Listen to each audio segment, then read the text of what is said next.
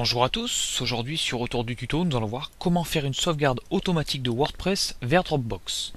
Donc je le répète assez souvent sur Retour du tuto, donc les sauvegardes sont super importantes pour un blog parce que c'est la seule roue de secours en fait qui vous permet de remettre votre blog d'aplomb.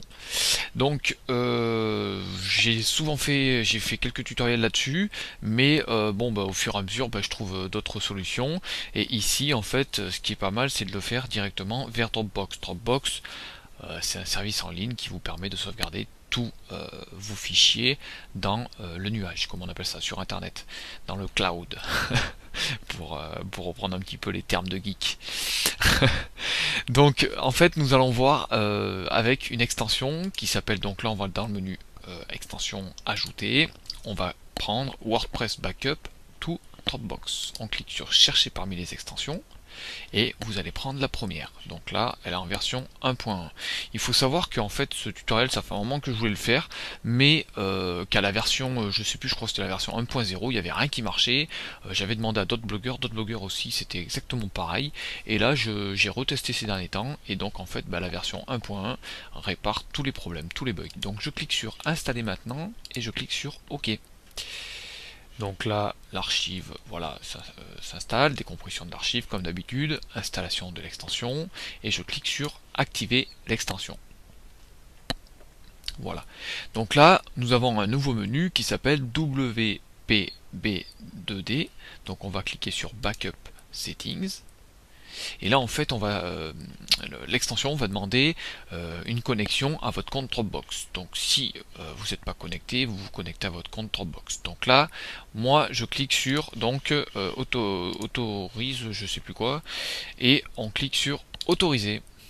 Voilà, donc là bravo, votre compte Dropbox est désormais connecté sous WordPress Backup to Dropbox. Donc je reviens dans mon menu WordPress et je clique sur Continue. Voilà.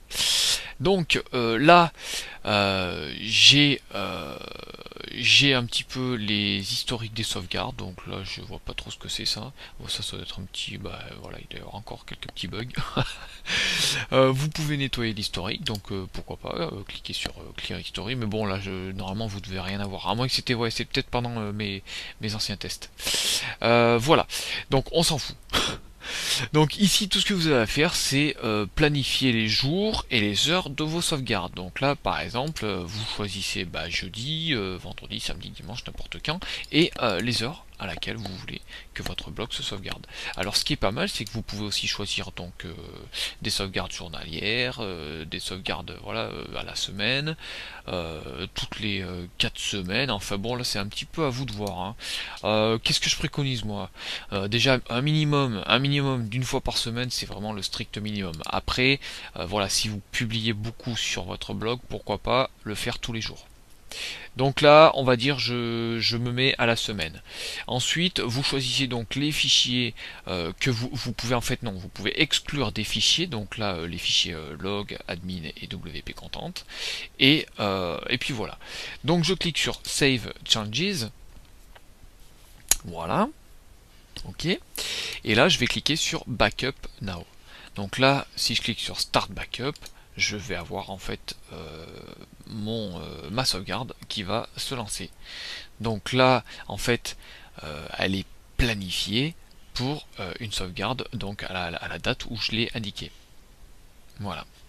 Donc ensuite vous avez un menu premium, donc là c'est pour avoir quelques petites options en plus, mais c'est payant. Donc voilà pour un petit peu cette extension WordPress Backup to Dropbox, qui est une très belle extension et qui est simple à planifier.